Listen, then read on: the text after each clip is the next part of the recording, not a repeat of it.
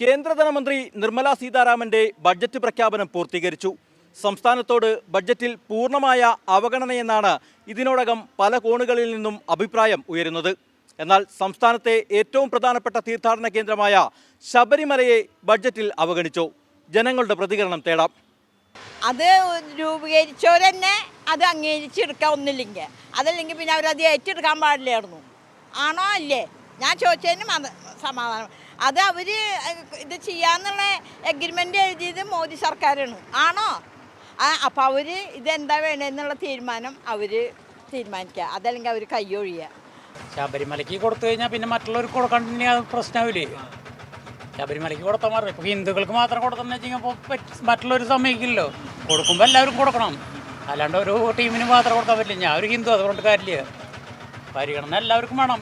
ശബരിമല അവഗണിച്ചിട്ടുണ്ടെങ്കിൽ അത് തെറ്റാണ്, അത്ര നമുക്ക് പറയാനുള്ളൂ. ശബരിമലനെ അവഗണിച്ചിട്ടുണ്ടെങ്കിൽ കേന്ദ്ര ഗവൺമെൻറ് തെറ്റായ നയാണ് സ്വീകരിച്ചുള്ളത്. പദ്ധതികളോ ഫണ്ടുകളോ ഒന്നും ശബരിമലയ്ക്ക് വേണ്ടി ഒക്കെ ഉണ്ടായിട്ടുണ്ട്. കേന്ദ്രം നല്ല രീതിയിൽ ശബരിമല പരിഗണിക്കണ്ടല്ലേ? അല്ല, സെൻട്രൽ ഗവൺമെന്റിൽ നിന്ന് വലിയ പ്രശ്നങ്ങളൊന്നും ഇല്ല. പക്ഷെ ഇപ്പോൾ ലോക്കൽ ഗവൺമെൻറ്റാണ് അതിന് വേണ്ട കാര്യങ്ങൾ ചെയ്യേണ്ടത്. അവർ തരില്ല എന്നാണ് പറയണത്. സെൻട്രൽ ഗവൺമെൻറ് തരില്ല എന്നാണ് പറയണത്. മുൻ വർഷങ്ങളിലോ പരിഗണിച്ച പോലെ ഇപ്രാവശ്യം പരിഗണിച്ചിട്ടുണ്ടാവണം.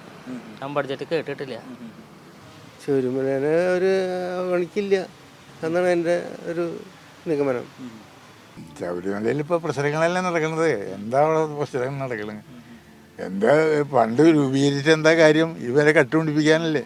ശബരിമല ദേശീയ തലത്തിൽ കേന്ദ്ര ഗവൺമെൻറ് ഇതുവരെ ഏറ്റെടുത്തിട്ടില്ല. ഏറ്റെടുക്കുകയാണെങ്കിൽ മാത്രമല്ല അവർ ബഡ്ജറ്റിൽ എന്തെങ്കിലും, പിന്നെ അതുകൂടാതെ എന്തെങ്കിലും വല്ല അവിടെ വിമാനത്താവളം പണിയാനോ അല്ലെങ്കിൽ ക്ഷേത്രം ഏറ്റെടുക്കുകയാണെങ്കിൽ ദേശീയ തലത്തിൽ കേന്ദ്രം ഏറ്റെടുക്കുകയാണെങ്കിൽ മാത്രമേ അവർ ബഡ്ജറ്റിൽ എന്തെങ്കിലും കൊള്ളിക്കൂ. കേരളത്തിൽ ആദ്യമായി BJPക്ക് ഒരു MBA സമ്മാനിച്ച തൃശ്ശൂരിൽ നിന്നുമാണ് നമ്മൾ ജനങ്ങളുടെ പ്രതികരണം തേടിയത്. ബഹുഭൂരിപക്ഷം പേരും ശബരിമലയെ സർക്കാർ അവഗണിച്ചുവെന്ന് അഭിപ്രായപ്പെടുന്നു. അതോടൊപ്പം തന്നെ തനത് വരുമാനമുള്ള ക്ഷേത്രത്തിന് എന്തിനാണ് ബഡ്ജറ്റിൽ പരിഗണന എന്നുള്ള മറുചോദ്യങ്ങളും തൃശ്ശൂരിൽ നിന്നും ഉയർന്നു കേട്ടു. ക്യാമറമാൻ ദിലീപിനൊപ്പം ലെവിൻ കെ വിജയൻ, ന്യൂസ് മലയാളം, തൃശ്ശൂർ.